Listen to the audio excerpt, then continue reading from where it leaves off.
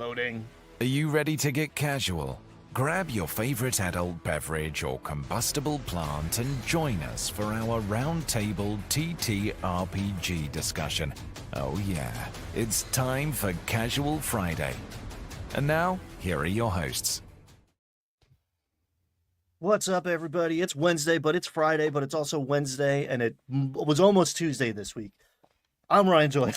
This is GM Jim beside me. We are talking about Critical Role, the new campaign, the Overture's over, even though it kind of went into overtime. Psych, the Overture wasn't over. But we got our first look at the soldiers table in this cold open. I'm excited about the ambition of it all. And now we're starting to see the logistics of it kick in, where it's like, oh, this is actually 3 campaigns running simultaneously that are going to intermix and intermingle eventually. He used the word kaleidoscope, which I thought was very poetic. That might have been in the cooldown. So to be here at the beginning of this process is very exciting. Pretty good episode, I would say. Jim, first thoughts? How you feeling about the whole experience so far? Yeah, Campaign 4, Episode 5, the first non-Overture episode. Our first episode with the soldiers. We had Cadigan, Thimble, Tayor, why am I blanking? Wick and Tierney. Wick and Tierney, because they don't belong there. They're clearly not soldiers. Yeah, very strange. I thought this episode was better than the ones in the Overture. In some ways, it was more Brennan-y. In the Overture, I feel like Brennan didn't talk very much. Brennan talks more than Matt does, for sure. Like, Brennan explains things a lot more than Matt. Brennan eats up a lot more of the airtime than Matt Mercer does. And this felt more like a regular Brennan episode. Like, he talked a lot. He at length explained options that the players had, that kind of stuff.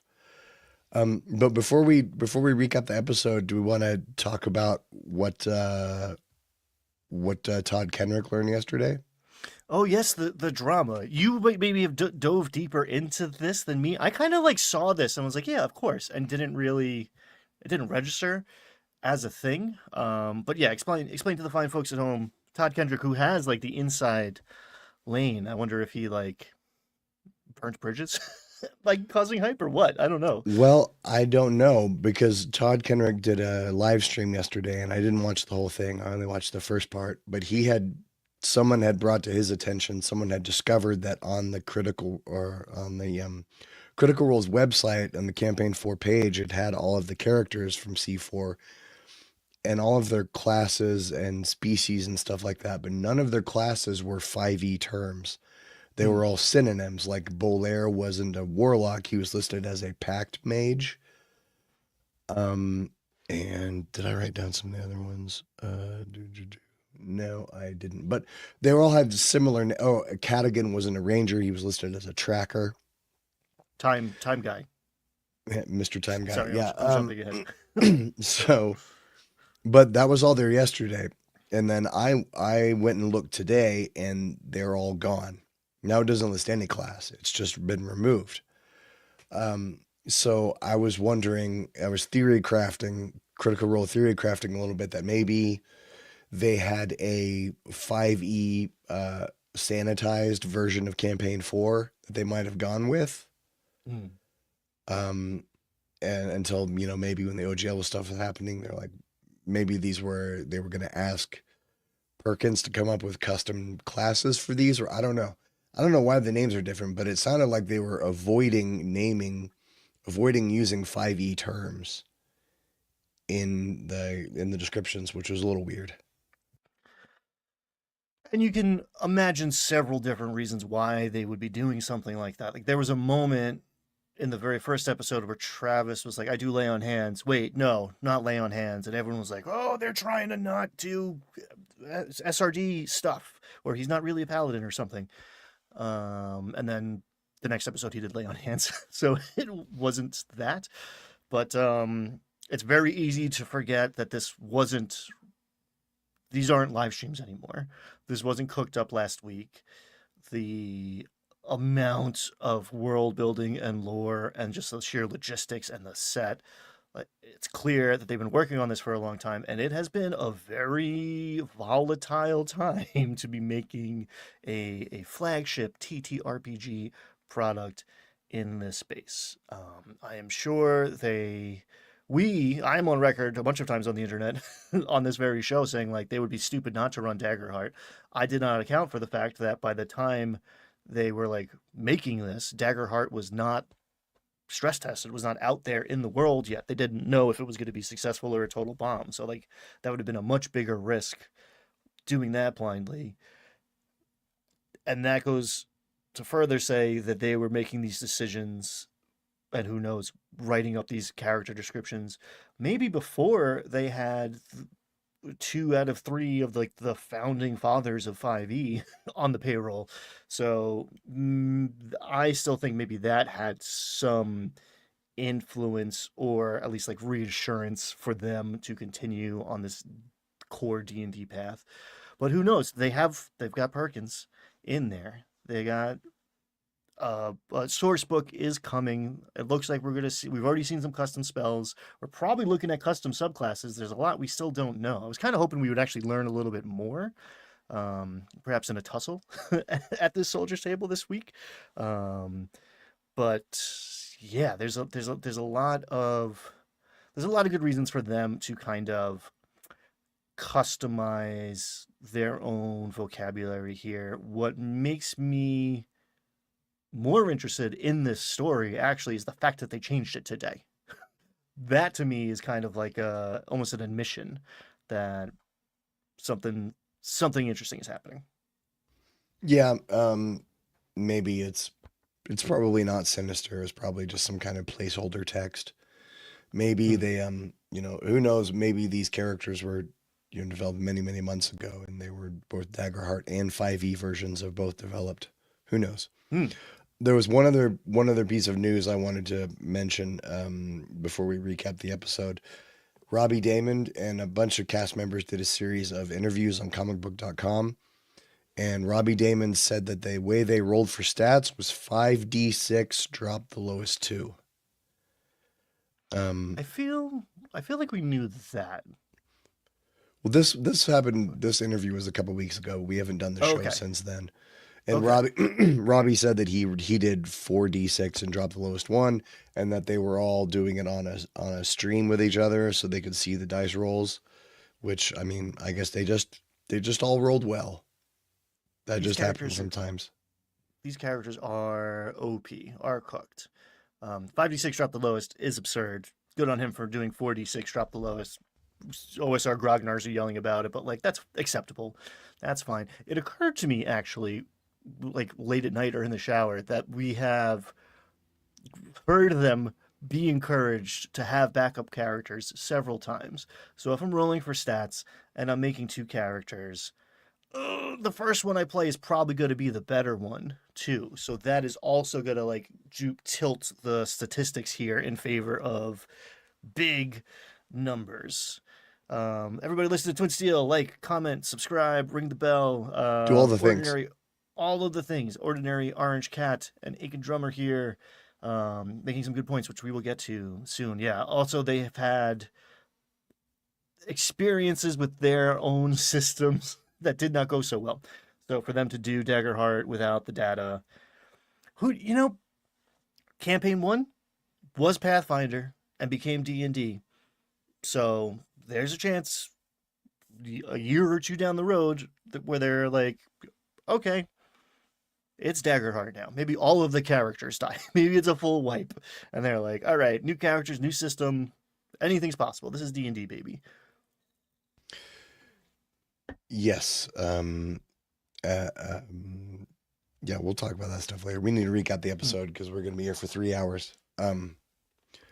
In the cold open, we start with the soldiers riding to pursue Casimir to trying to claim a deed to a stronghold. Brennan sort of reintroduces each character by asking them a question about their purpose.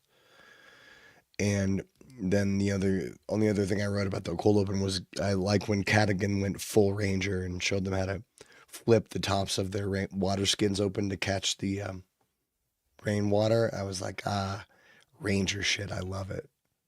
I love ranger shit. I love overland travel. Like I think the back half of this episode kind of exemplifies by like this is kind of my favorite form of play because you can do things that don't happen in town or in the dungeon. The world feels so much more open and real, and you have significant choices being made. I think it's actually in the cold open where they get to a point where they're like, okay, we're not taking this path. And r- those decisions of just like, all right, do you go north? Do you go east? The rest of the campaign is going to continue on from that first choice, from that input. You're going to experience different things. Do you take the left door or the right door in the dungeon? It's a lot easier to like, all right, let's go see what was in that right door. Whereas, do you go over the mountains or through the forest or take the King's Road? Super interesting to me. That always gets my juices flowing. We had, I want to say we have a placeholder opener. It's good, right? Like it's aesthetically good. It is production wise good. It's like thematic, but it's not. We don't see the characters necessarily. We don't get a lot of the story. It's not the cast singing a custom song. So in my mind, this new opening is also a placeholder opening. I Have didn't we love done that it. in the past? I didn't. I mean, it's fine, but I want it to be cooler, They have changed the opener before. right? Like Thursday Night is such a bop that it's hard to second album sometimes doesn't come through the same way. Yeah, I don't know. I didn't love it, but I usually skip the open anyway. Well, after the cold open and the credits and stuff, we get back to the Seekers plus the Schemers back in Dolmaki are at the Loy home. Um, Brennan first, it sounds like he's breaking bad news to Alex, tells him Octus no longer feels hungry, tired, he won't age, can't eat, can't drink. Um, then there was something I didn't quite understand. There was a DC 25 Arcana check. It was something about the melted wax was supposed to be destroyed. Like were they saying that the Nightstone was supposed to be destroyed during this process? Basically, yes, or transformed, turned into something else. Like it was part of a ritual. I think, and this is just Ryan's speculation. The Daconuses are trying to burst the barriers between life and death and open up the. It's not the Shadowfell. It's like the Cerberus Fields or something. It's not the Shadowfell, but it might as well be. I think somehow by replacing Octus's heart with the Stone of Night Song, which is this celestial uh, carrier of dead souls between the worlds through the dark forest to the goddess of life who is now dead, which is ironic. By using that thing's power and having Octus like ferry it essentially into death, and then they were going to do something to him. They were going to double kill him. I don't know. I think that was the Dakona's plan, was to just like totally open the gates to flood this world with their undead hordes, minions, whatever. And And that plan Brennan, got screwed up. yeah, Brennan said, his quote was, "You guys hijacked a machine in planned use for years at the last possible minute." You landed a tank on a roof. And we also learned there that Octus is now permanently bound to the stone, which this gives Valus motivation to stay close to him and keep him quote unquote alive.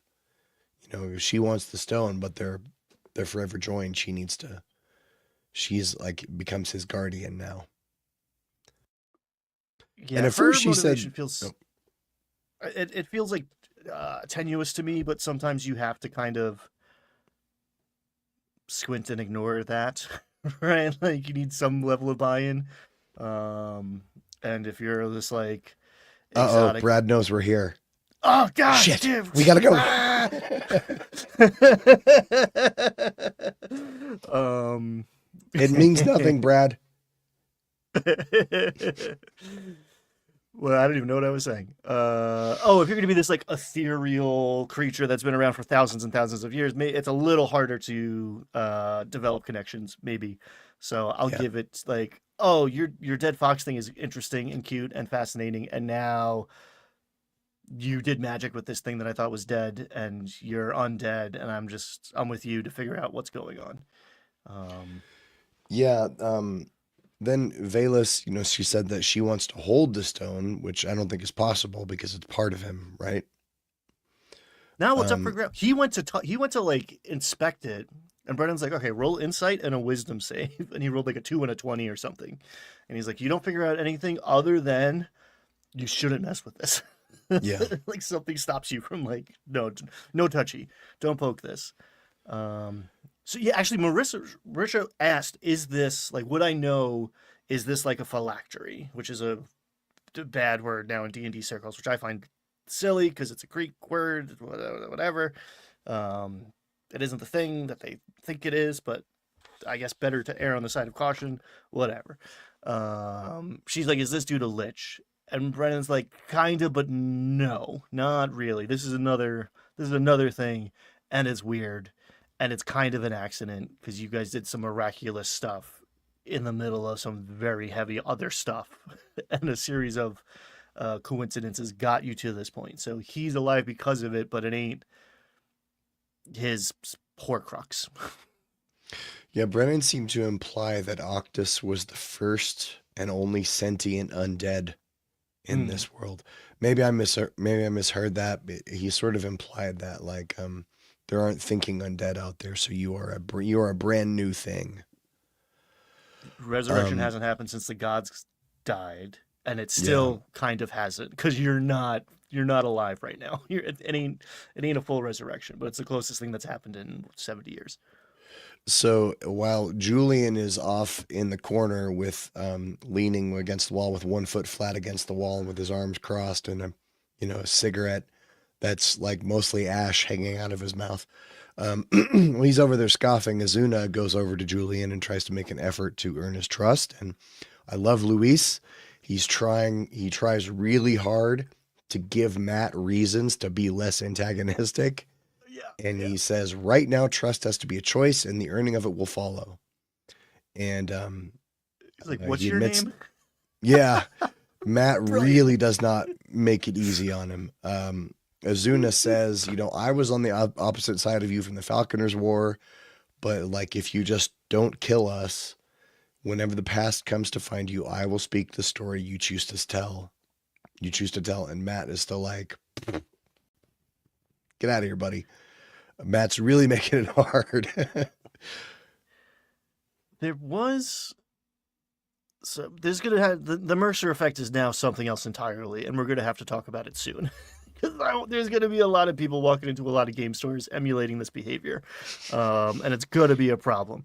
The No, I uh, refuse to adventure with you. All right, yeah, I guess we'll see you then. hey everybody, we made a one shot doing a bit like that, which is great. It's a great one page RPG. We had a ton of fun with it. You should check it out. It's on this channel, Landlocked Warlocks. But it's awful. It couldn't go for longer than 2 hours. It's unsustainable. And it was Yeah, also the hardest thing Jim's ever done, I think, as a DM. Um, Elf with the 10-page backstory. That's what that was Elf called. with a 10-page backstory. Brilliant stuff. Brilliant stuff. I it seemed, I don't know if I read into it or it was there, but it seemed that it was the subtext, it was insinuated that there is more to the story of what happened when Julian bested Thiazi, ending the Falconers Rebellion. Like maybe Thiazi, I don't know. I don't know what, but it seemed like by Zune being like, I was there, I know what's up, and like I'll back you up whatever you say happened, implying that like the story is not the truth of what he saw. Um, so that's interesting. We'll figure out what that means in 6 months, maybe, because they now part ways. Hmm. Then after that, Julian's still not biting. Then back in inside, Murray realizes it's not a coincidence. All these celestial and death-related objects are coming into their lives right now, which we kind of already knew, but Murray now knows that. Octus remembers from when he was in the space between. He remembers Takona's flags and a lone orcish warrior, the banner of the Barrow Guard, which they thought maybe Allogar, which is Hal and Taisha's kid, right? Yes, we still don't know exactly what the Barrow Guard are guarding or guarding against, or we don't know quite what's going on there. But Julian was responsible for like training up a lot of these guys, and their son is over there and is ostensibly probably the person in the vision. So Taisha's like, we should go to there. Yeah, the Barrow Guard's interesting. I'm picturing like the Night's Watch. There's got to be some kind of plot like that. Some kind of plot like the thing that's really going on. You know, there's the brilliance of A Song on Ice and Fire is not who gets to sit on the throne. It's the brilliance is that that's not actually what's important. What's important is the zombie army coming down from the north, and nobody believes that that's what's important. That's what makes that so good. You can't prove this is not an allegory. Remember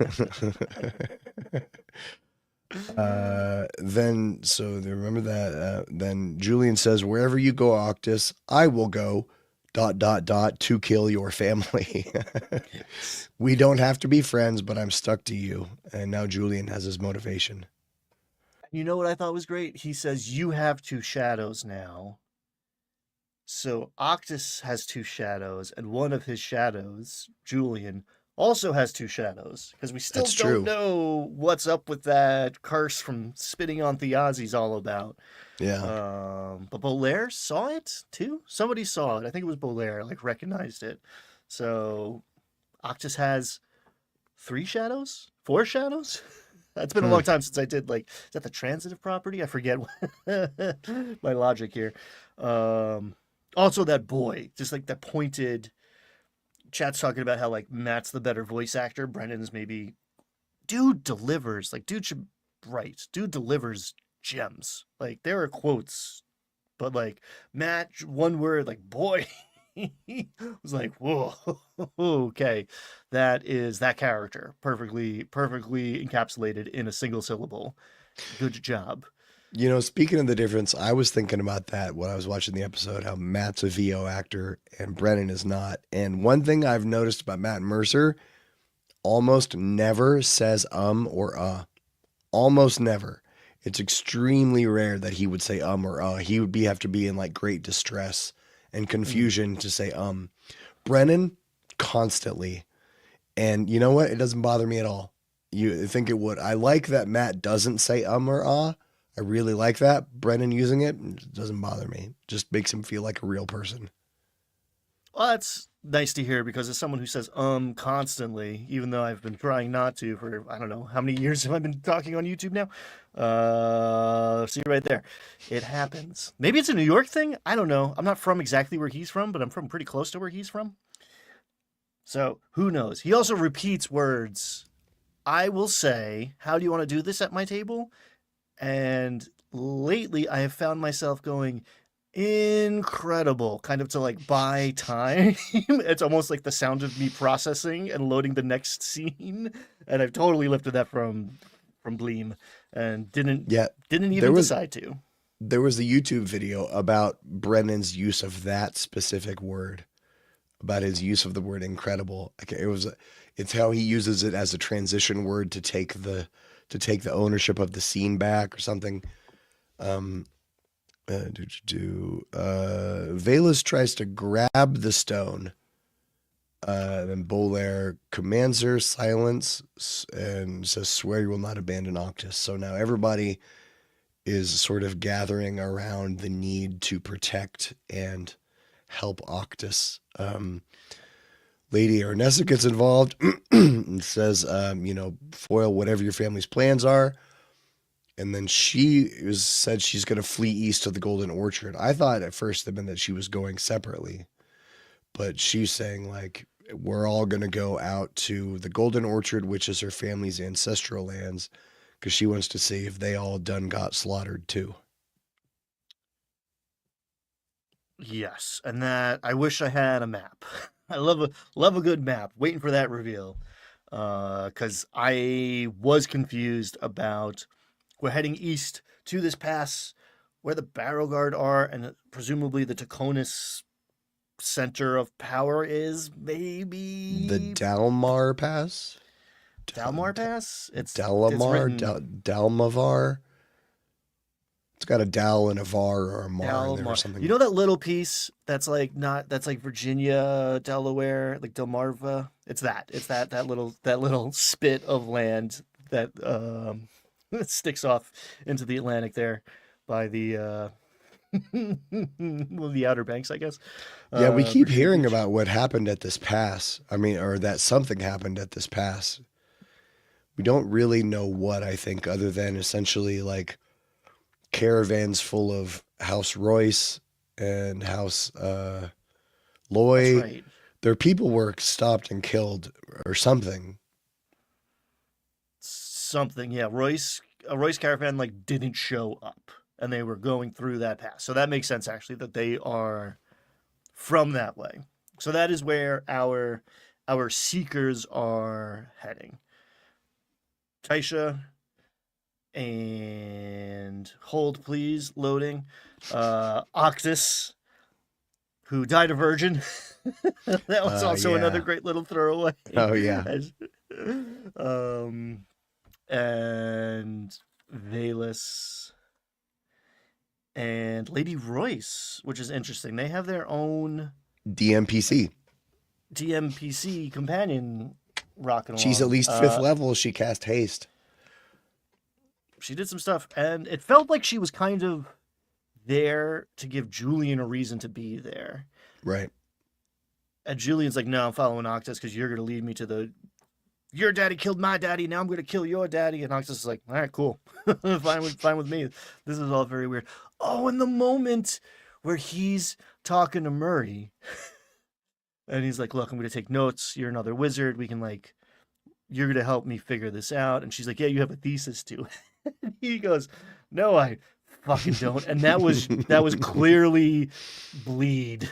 That was college trauma bubbling to the Right. surface. Yeah. Student loans are forever, even if you're an undead hollow one, you still gotta pay them. Yeah. I hope Marisha gets the boob jokes out of her system soon. It's already gotten old. It's getting old, but to be fair, Abria made one for her. So put her there. Like, what are you gonna hit her with a boob or something? So like, whatever. I mean, they're still in the overture. Yeah, So I'm when I know of Abria, I have a very strong feeling that in grade school, Abria was frequently reseated around the classroom. You know what I mean? Because like depending on exactly. whoever she sits next to, she pulls into her little chaos bubble. Yes, yes, yes. You were the yeah. If she was sitting next to you, you were gonna get in trouble.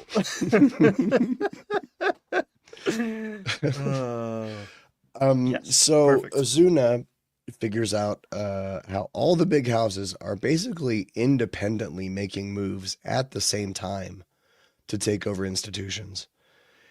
And then Azuna basically at the end of their scene tells us what the schemer plot is. He says, we're going to go turn the houses against each other because he's concluded they're not all in it together, Hmm. that there's still some space there. And that's basically like, that's the schemer. It sounds, at least their initial objective of what they're starting to do. Um, all right, because the seekers all step away. We don't know exactly. The seekers are going out to Lady Aranessa's Delmarva. place, In the Delmarva. path. Right, Delmarva. they're going out to the beach in Delmarva. Um, and then I loved when the seekers step away, and you realize everyone who's left at the table are all the people who have a day job. Because Brendan's like, all of you have to be at work in 2 hours. I've never. I've integrated characters' backstories before and had like them set in their hometown and they have relationships and like previous employment even. but it is such an interesting element that they are like, oh shit, gotta go to work. Yeah, That's a great way to address the long rest mechanic issue in fifth edition. right. I've never done it in fantasy. I've done it in like modern role playing games, and that's kind of one of the things I like about like modern set RPGs. It's like, so you are, you're a superhero, but you still have to go to your accounting job Monday, Friday. How do you deal with that? That's kind of like what the point of Triangle Agency. It's like, It's almost like a mini game. Like it's yeah, another. Whereas this, it feels like it's going to be central because like that, whatever I forget the noble person who's clearly got some sort of agenda who's like showed up at the museum in the middle of the night that is now coming back for Belair to tour around. yeah. Hey, Um, hey, Brad, do you want to join us? I see you're still in chat. You could join us if you want. I didn't approve that, by the way. I'm hosting, so it's my Oh, I'm call. sorry. But I'll add him to the Oh stage if he man, shows up. I oh man, I talked out of school. I'm sorry. We didn't. Brad, come hang out. I don't care if you watched it or not. Um, this confused me because okay, Andre. This confused me because I thought Murray was fired. So why would she need or even be allowed to roam the Pentrevel? Pentrevel? Wizard. Penteverel. Penteverel, the wizard school. Um, she thinks she's going to get fired. The person who said that was getting fired at the time. So Murray might not have a long time, but as far as I know, she has not been handed her pink slip yet, and she clearly has some sense of ownership and community there. So she wants to save her school. It's not just academia is different. It's Mm, not just like you're getting fired from your 9 to 5. She feels like this was a place where she could go as a poor kid and as a dwarf in this. We don't know exactly what that means in this society, but and get a chance and get an education. So she has a sense of ownership there, and I'm projecting, but I feel like she's going there to defend it, not even just to like figure stuff out and like work against the Daconuses, but like to defend her place from their influence, which I don't know. He seems pretty OP, but they also seem maybe like they have other things to distract them other than wizard school right now. So yeah. And right before the break, Brennan tried to end their scene with a little upbeat of some hope with some bird stuff, showing a magpie birth on the windowsill.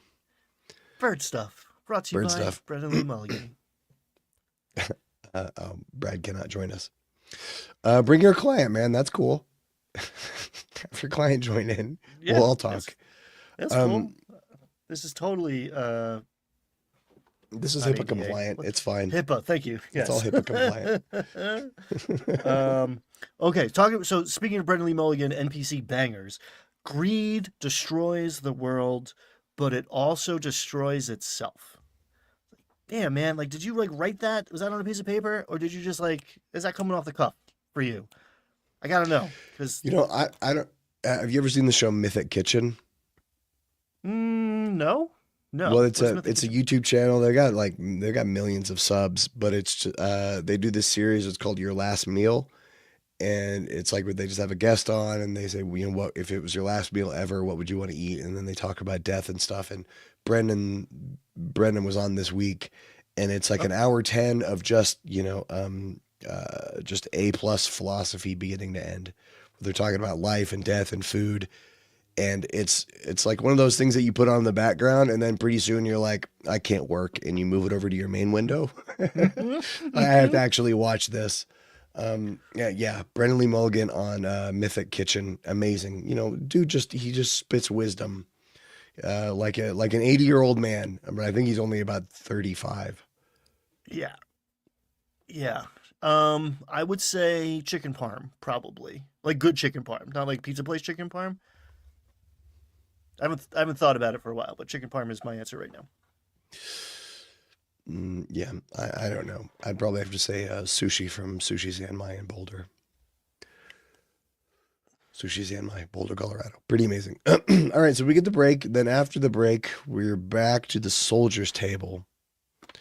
Yes. And And then Brennan starts saying, "I'm just hearing from the judges," because before in the cold open, they Robbie rolled a survival check, and if you've ever played a ranger and rolled a bad survival check, it's like a knife in the chest. You know, like this is the thing I do. How can I roll bad at it? Um, so And then Brennan decides to allow guidance. because he missed the DC by because Uh, Brendan will one. he'll announce the DC and he announces like the tiers of success, which I'm a huge fan of. You get this for this and this for this and this for this, so the players know what they're shooting for right Yeah. away. And yeah, he was off by one, but he had guidance. That was like the fade to black. He's like, I did have guidance. And then at the fade to black maybe it was the cooldown, or it was the end of the episode. He goes like, "How do you not just spam guidance all the time if you have it?" It's like, yeah, you gotta actively not. It's a problem. Exactly, Robbie. Yep. Yeah. You Yep. are now discovering what we all discovered 2 days after they introduced that spell. Um, also, Welcome to the party. Mhm. I never seen Robbie sleeveless before. Dude has bigger guns than Travis. Did you know that? Oh my God, Robbie's awakening something inside of me. I think it's Cadigan more than Robbie, but yeah, he's tatted up and he's swole. Um, to the cut of like, you can call me whatever you want, and they slide his character in. Like, oh God, he knows what he's doing. That Um, was funny. I will say the open. So clearly, like the tradition in Critical Role is you're ragging on the DM, trying to get them to break right as it goes in, which maybe we should start doing here at Landlocked Warlocks. Mm. Um, but Brendan's like, "How do you play this game? This book doesn't tell me what to say from moment to moment. Help!" And it's like, "Oh yeah, I read this 400-page book as a new DM and still don't have any understanding of how to actually do this thing." It's Yeah, the heart of this game in some ways. the trying to break the DM right before coming back from break is a storied tradition at Critical Role, but they almost never let it slip. We almost never see any of them. The only ones I know was when Brennan told us once in AXU, he was like, "Welcome back. Sam just said taint." He kept on going. And I heard Lou Wilson, he got it in late. He said Wesley Snipes tax evasion. It was one of his to try to break. I don't know. These Hollywood types, they're weird. Anyway, so after coming back from break, Brennan is saying, all right, so you can go the Pilgrim's Road or the King's Highway. And Soft Boy Wick wants to take the highway. He's like, there will be inns and streams for us to bathe in. And we learn the world as a custom calendar. Hmm. I don't remember any of the names for things. Smith's Day? I think it's Smith's Day. Yes, that was the current day was Smith's Day. They go near an inn near the woods. They decide to leave their horses there, and that they're pretty much committed to going directly into the woods. They talk to some prisoner who's hanging in a cage. His name is Abelang, and he recognizes Thimble. Brilliant. I love it. I loved it Yeah, so much.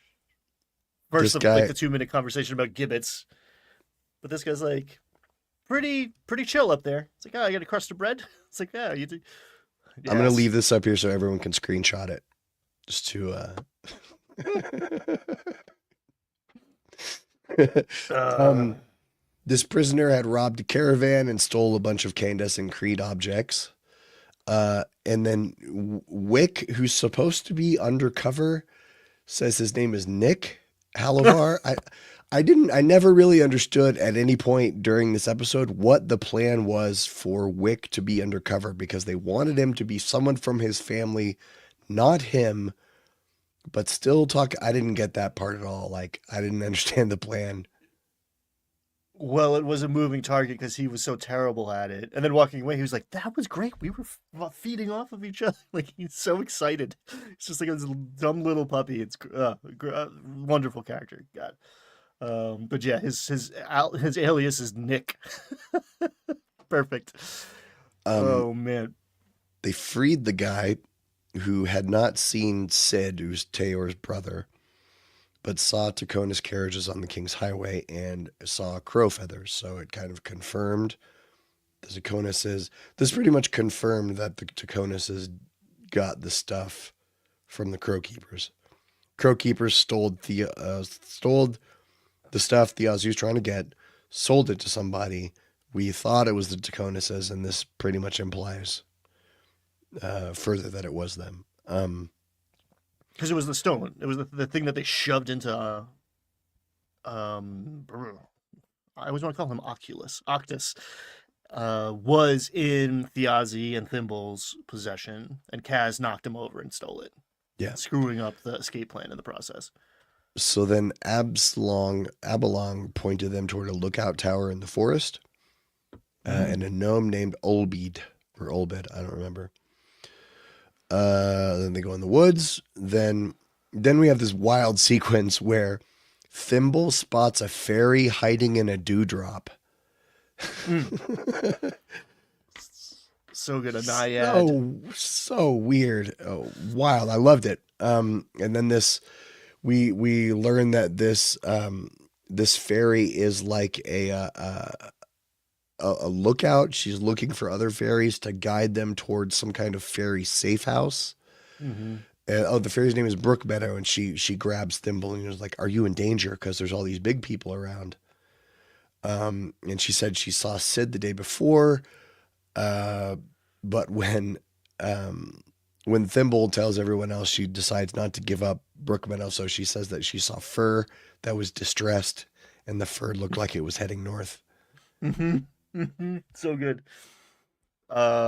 Two key details that I derived a ton of pleasure from. One, she's 7 inches tall, so about twice your size. And two, she's a naiad. She's a water spirit, not a tree spirit. So she grabs Thimble, pulls her underwater, and goes and blows a bubble so she can breathe underwater and have a conversation with her hidden from the big people. So just like excellent little world building details. And again, the kind of stuff you can do out of doors. Overland travel, you can just like stumble into something like this. Find out about another place. Like I know some trees that'll kill these guys if you're in trouble. Nah, okay, cool, you're good. All right, Hawthorne's Glen. Hawthorne's Glade. They discover there's some sort of like fey safe haven because the doors to ferry are closed, and people like Thimble are stuck on the wrong side and need places to go. It's also right around this scene, Sam debuts the campaign for drinking vessel.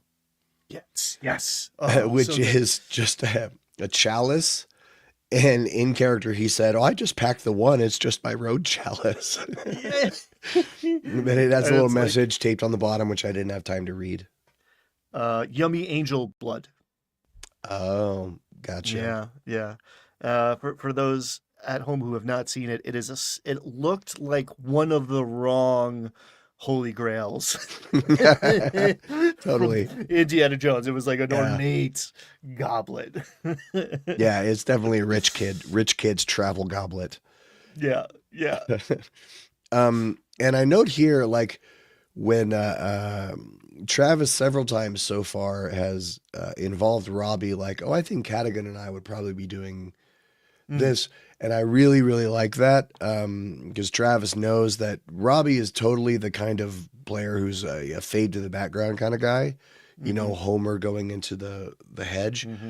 If you don't, like, if Robbie doesn't actively have a reason to contribute to a scene, he usually doesn't.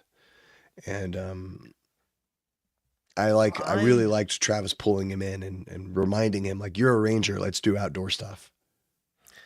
I think that Travis might be the best player at that table as far as like D&D players go.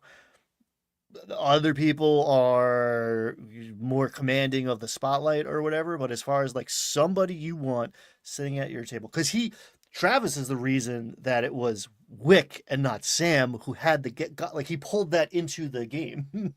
Travis is constantly yes-anding what other players are doing, or just paying attention and psyched about what they are doing. Like him getting pumped every time Ashley would rage for campaign 2 was incredible. Robbie got instantly naked. I'm telling you, man, the guy knows what he's doing.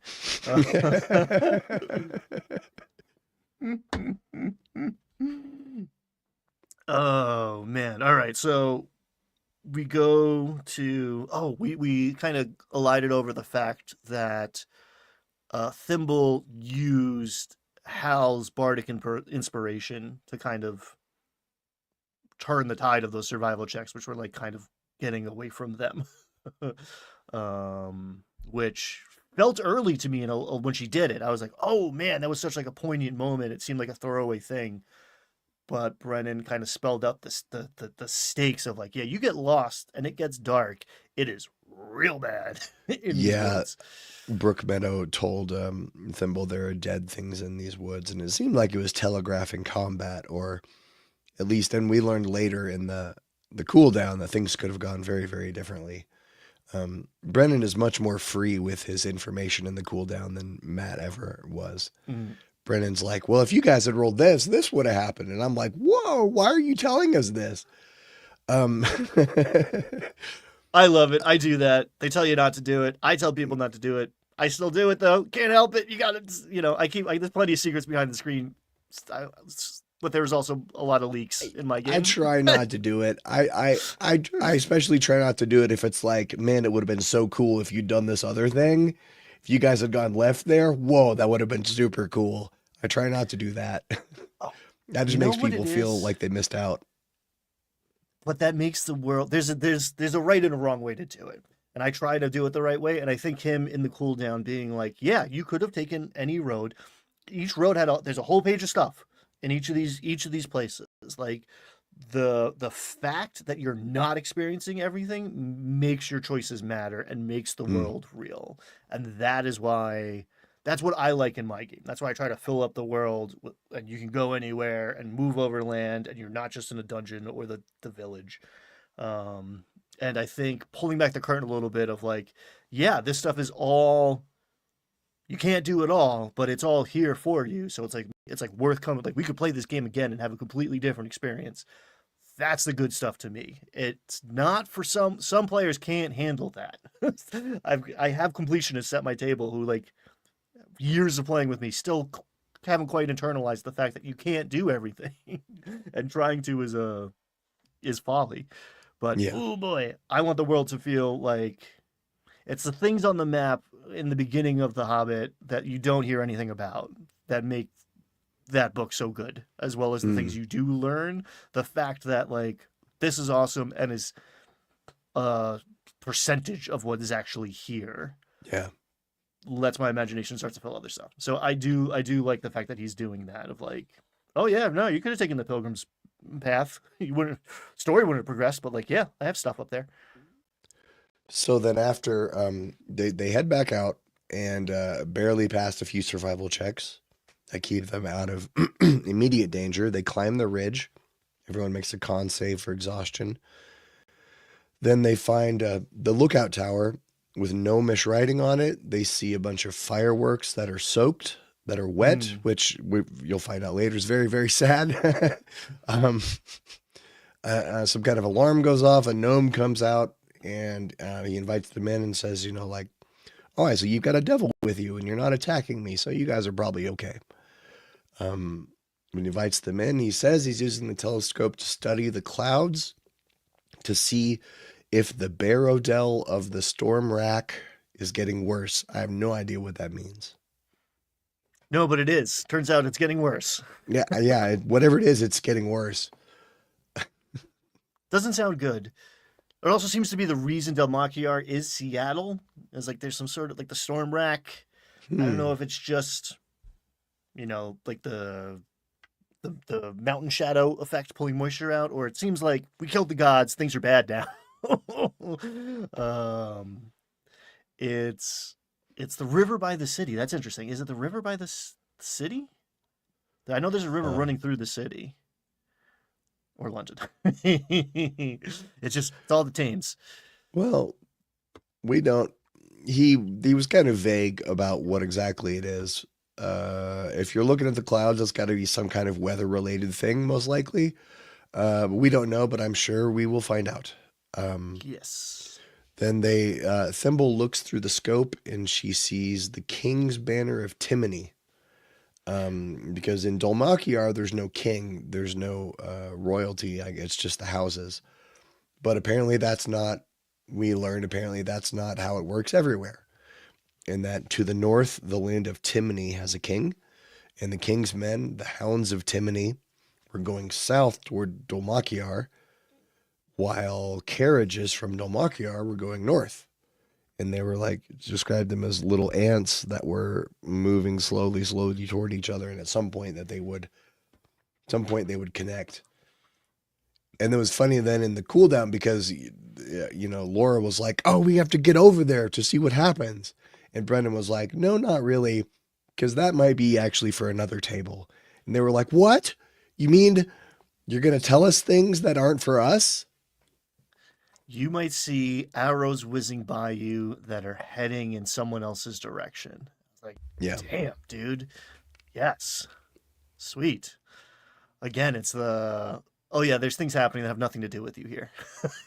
That makes the world feel, oh boy, things are moving. I'm just a small piece of this story.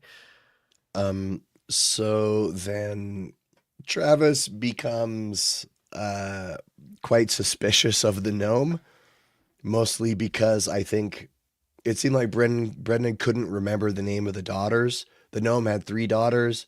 He couldn't remember the names of the daughters off the top of his head, so he started searching his notes and was going, and Travis was like, this is weird. No, the DM just couldn't remember the name of his NPC. But so they were really playing it up like, everybody was expecting the gnome to all of a sudden turn around and meteor swarm or whatever. But he didn't. He goes up to light a fire at the top of the lookout tower, a beacon, which no one was really happy about, but nobody seemed interested in telling him he couldn't or stopping him. And then I wrote in my notes, Wolfric goes into the forest right before they have a long rest. And I thought this was going to be big. I thought my prediction, as soon as Robbie said Wolfric's going to go off on his own, I was like, oh, you just gave Brennan something to come back to at the very end of the episode to tease, right? Yep. The first thing I thought, Wolfric's going to be like, right as soon as the sun is starting to come up, Wolfric sees a horde of undead come over a hill or something, right? That didn't happen. But then they all have a long rest. During the middle of the night, Taor talks to the gnome. And I just feel like at any point I need Travis to say, don't quote the old magic to me, which he's so full on Aslan vibes, Yes. And we get the gnome's story. He misses his 3 daughters. They've been gone 15 years. He can't leave because just in case they come back. And he said they heard the cry, meaning they went off to join the Falconers Rebellion. And he's got this banner that says welcome home that he's been keeping up for 15 years. He lights this little spotlight to illuminate it every night. Those fireworks have been out there for 15 years and are like rain sodden. They probably won't go off now. Oh, and it's just like, damn, dude, twist that knife. Oof. Yeah, in the cooldown, he described it as a secret cry trap. He said something like, when did you realize you'd failed the DC on my secret crying trap? Failed to save. But that was very sad. But he made a good point in the cooldown where he said, if everyone in this world is a piece of shit, why would you want to save it? You have to see good. You have to see that there's something here worth saving. And it's this old gnome who's can't admit to himself that his daughters are probably dead, and he still holds out the hope that he's going to see them again someday. Then Cadigan in the morning, Cadigan says Brendan tells him this is the last safe place you're going to find. Then there was the thing about Cadigan throwing a doll. Yes. He was very cagey about it. Robbie did not want to talk about it. They asked him in the cooldown, they're like, what's up with that doll? And he wouldn't talk about it. Keeping it close to his chest. But Cadigan goes up on the roof with one of these toys. And it's a wooden doll. And then he sees like termite damage. There's like rot. And he throws it over they're on like this ridge line. He throws it over the ridge line. And it's like, well, that's something. That's foreshadowing. That's backstory, character reveal right there. That's something. Yeah. Okay. We'll watch that with great interest. Yeah, I look forward to hearing about the tragic story about Cadigan's daughter. Mm. Um, so then, Brennan, it didn't seem like the episode was over, but Sam, what?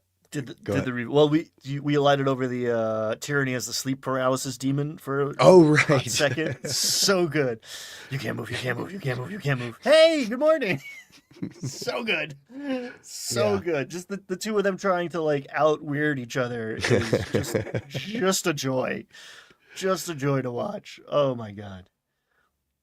Oh, And then yes, Sam stretches and takes his shirt off.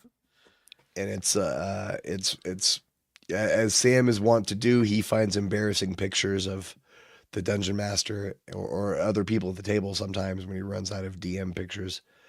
And he had a very up close, dramatic close up of Brennan, and Brennan was just like, "Oh, okay, session's over." Yeah. Boom. Power It move. was like full It's like, stop. I can't talk anymore after that. We're done. And so I think he may have been planning to come back around to Wolfric. He that's might have still interesting. been planning to come back around there, but he was like, saw that and he was like, brain broken. We gotta stop. Um, oh, there was one thing that I noticed. One thing I remembered. We don't know about the classes, right? Mm. Specifically, Sam. He's got a high chaw, low whiz, and he's a cleric. So what's up with that? Is he not a cleric? Is he a chaw cleric? Is he just a bad cleric? I don't know, but he did cast enhance ability. Or that it was implied because they all had disadvantage on the con saves, and he goes, I'm gonna get rid of mine, Yeah. which is probably Yeah. enhance ability, right? Or luck. Like heroic humans have heroic inspiration and it's Oh, essentially luck points now. But I yeah, did the you're same right. I did the same like mental math of like what did he do just there? It could have just been Um an inspiration point. I think that's Yeah. what it because he has a history like he played a halfling and was like, I'm not gonna reroll ones, that's stupid. Which, yes, good for him. Love that in a player. Um, so I imagine there was some conversation. There was also this whole inside joke thing, or maybe it's from some episode of Critical Role or Dimension 20 I haven't seen, but Taliesin asks Brendan a loaded question, which is, are we going to stick to the words in the command spell, or do we have freedom to say more? Because it used to be a little more open ended. They kind of tightened the reins on command in the 2024 edition. And Brendan's like, yeah, as long as the character understands the thing you're saying. And they were all like, crumb or something. I don't know what they were saying, but I was like, is this from some movie I don't know? Or like, I what? missed that. Okay, yeah, I didn't understand it, and like went looking a little bit. It's like also, so in my tiny bit of research because I like to form my own opinions before I let Reddit inform them. A lot of people complaining about the sound of Brennan's voice. Are you experiencing that? Are you having difficulty like hearing him? I've been listening to him for a while, so I don't catch it. But a lot of people are like, they gotta fix the audio, and I'm like, I don't. Um, And well, I'm an I've old man. noticed I use subtitles. I don't or closed caption. I use captions too, but um, well, I noticed in the episode 2 when they had the combat, Mm-hmm. they didn't seem to have his mics calibrated right for him to stand up. Because like you could hear him just fine Oh, when he's sitting, but when he stood up, he was a little low. Or interesting. sometimes Okay. he'll there were sometimes he like leaned over to get minis or something in one direction. He was still talking. Okay. I didn't think it was a big deal. It didn't really stick out to me. Yeah, it was just multiple people, and I was like, I don't know. Yeah, yeah. Chat, same thing. Multiple comments, never had any issues. Oh, there was one thing, one other thing I wanted to note in the cooldown. I can't remember who it was, but somebody said like, "Oh, I wish I could be over at that table. They sound like they're gonna go do something really cool." And Brendan goes, "You guys can switch tables if you want." And I was like, "What?" They're just gonna switch tables? Like, aren't they gonna have like artwork that shows the tables together? I don't know. That was weird. I I, was not expecting that. I mean, I think we're going to see convergent story beats eventually, right? Like I do think Saish is coming home. I do think Wix is coming home, right? I think like we're gonna end up back into Makyar and probably like maybe not at the same time, but I went into this thinking if we're doing it West Marches style, we're gonna see some cross pollination. What I'm curious about is going forward. So another thing I saw in internet commentary was like people were upset that this wasn't a soldiers episode. They were looking forward to just the soldiers, and well, why was it the other stuff? And I was like, you've never run a D&D campaign if you're not like, oh man, an extra 2 hours of content here that we didn't get to. Like, yeah, that happens all the time, guys. Relax. But is that the plan going forward? Where like soldiers. Like I didn't look at like the schedule or whatever on the beacon thing, but like, are we gonna get 3 to 4 hours of soldiers next week, or are we going to get a little of this guy, a little of that guy, a little of this guy, a little of that guy? Because like, if it's one thing for a while, then it could be like 3 weeks, a month between whatever secret episodes. Like it's gonna make it a little bit harder, I think, to follow the plot or be invested. And I'm ready to be proven wrong because these are like these are 2 feature-length films back to back. So it is a lot of content. I don't know. As far as I know, the regular schedule is the same as it always was, and I think probably spending a month with each one is better than week on, week off. You know, like soldiers, then schemers, then. Because I think if we're just getting one Schemers episode a month, is that harder to follow than a month of Schemers episodes and then no Schemers at all for 2 more months? I don't know. Again, this really excites me. They're taking a big swing. This is like a new, I don't know. It's easy for me to get like super excited and like oversell it, but this is a new kind of artistic endeavor in a way that we really haven't seen something like this on this scale with this value before. Like maybe there's actual plays out there running West March style, multiple tables in one big storyline. I think this is super ambitious in the way that like the Marvel universe is ambitious. I think they're gonna stop when they should, unlike Marvel. But it's interesting. I don't know. It seems like they're taking risks by going into the unknown, and I'm rooting for them to pull it off, but I'm also ready for it to be like, I don't know, some missteps. So we'll see. Yeah, we'll see. I've liked what I've seen so far. I like that the overture's over. It was a little frenetic. There were too many people at the table, too much going on. I like focusing on the smaller story. I'm very excited for the soldiers table. The schemers table. Okay, wait. The schemers are the people with jobs, right? Schemers are in town. Yeah, it seems like that's like the social machinations. Is like the scheme is to get the houses against each other or whatever, secure power. So that's the drama kids. They like Taliesin called them that, and in the cool down, Robbie was like, "Oh, Louise is like fish out of water over there," which he brings the drama. Like from what I've seen in Calamity, like he brought high drama, but like maybe it's a different flavor. I don't know. Apparently they played together for a long time that we haven't witnessed on camera. I don't know. I think that's probably the table I'm the least interested in, though. The schemers. I the soldiers. I prefer the soldiers and the seekers. The whole thing about, you see, because I don't know, the soldiers. That's just the highest percentage of my favorite players is at that table. I think. Agreed. The soldiers and the seekers. I'm really hooked into that story. All this stuff with Octus, the land between life and death, all that stuff is. I am invested. I want to know. Putting the houses against each other, sure, that's fine, but it doesn't really it doesn't excite me. It doesn't excite me in the way that the other tables do.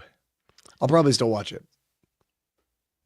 Oh, I mean, Yeah. yeah. Possible counterpoint to that.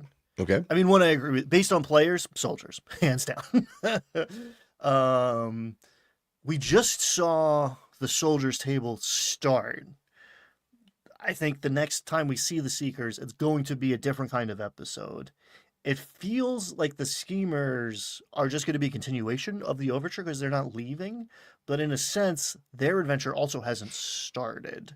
So we don't know 100% what that's going to be like. Is it like, oh man, got to get back to the bursar's office and like pick up my delivery at the theater in the round or whatever? And like, yeah, that's not.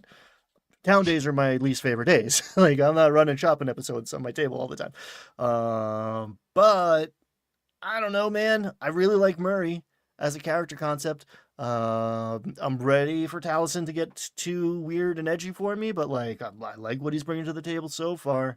Um, Liam is great.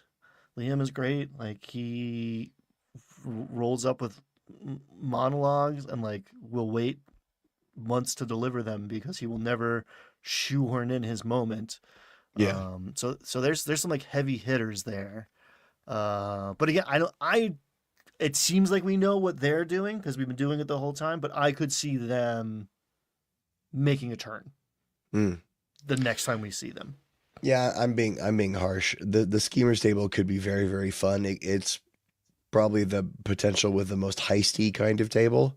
You know, if they get involved in espionage and spy stuff, that could be pretty fun if they're going on missions like Murray has to go to a conference, meanwhile the other and distract people, meanwhile the other three are also at the conference inserting arcane surveillance devices somewhere. You know, it could be fun. It could be high tension and it can be fun, not just Downton Abbey, but with swords.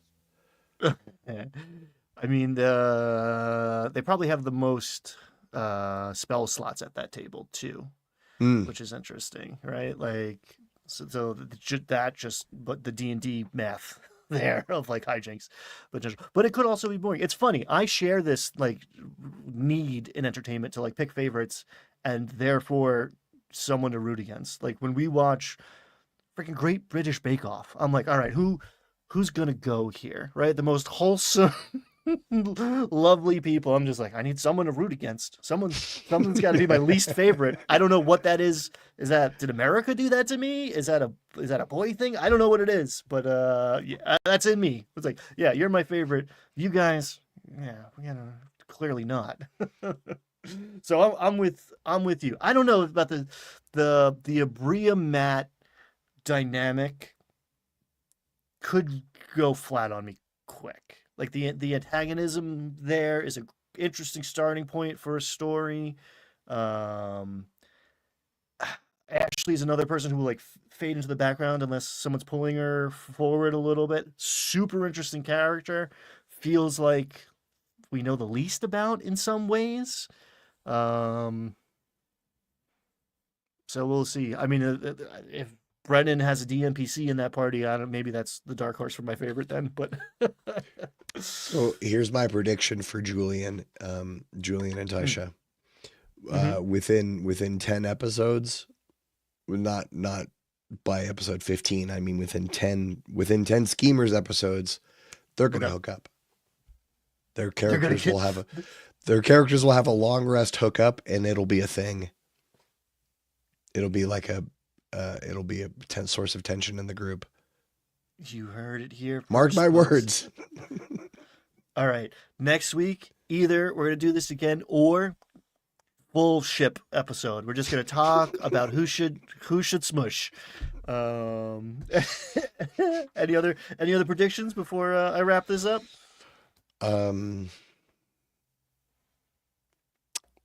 No, I really feel like I can drop the mic on that one. Yeah. Nostradamus strikes again. Nostradamus. Oh my God. Is that a thing? You need to go. All right, everybody. I'm going to stop this episode because Jim has to go make a short. That's going to take over the internet. We love you all. Thanks to you for hanging out, for commenting, chat. We're reading you the whole time, even if we're not interacting, because it's hard to do this sometimes. We love you, chat.